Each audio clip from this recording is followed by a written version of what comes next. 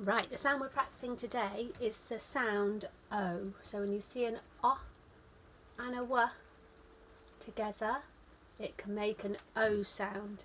It can also make an OW sound as well, but we're practicing the O sound today in words with an O spelling. So we're going to go entrance flick, round the orange and then across. We're joining up together because it's a digraph, two letters that makes one sound. Helps us remember that there are two letters that makes one sound.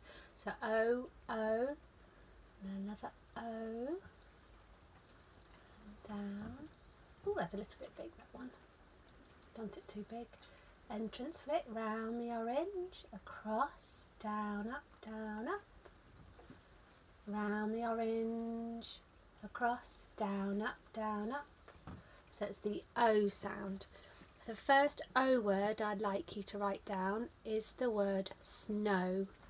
S-N-O. So you need to put those sound buttons in first. So S-N-O. And then let's see if we can put them in.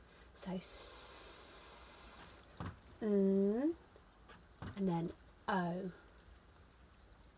Snow. Second word I'd like you to write down is the word below. So B-L-O. So put your sound buttons in. B-L-O.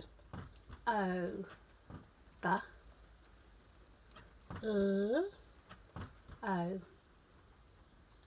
Snow and blow. Third word I want you to write down is the word low. L-O. Get your sound buttons in. So O. So O. Right, the O sentence I'd like you to write down is I blow the low snow. I B-L-O. Remember, use the words that you sounded out. I blow the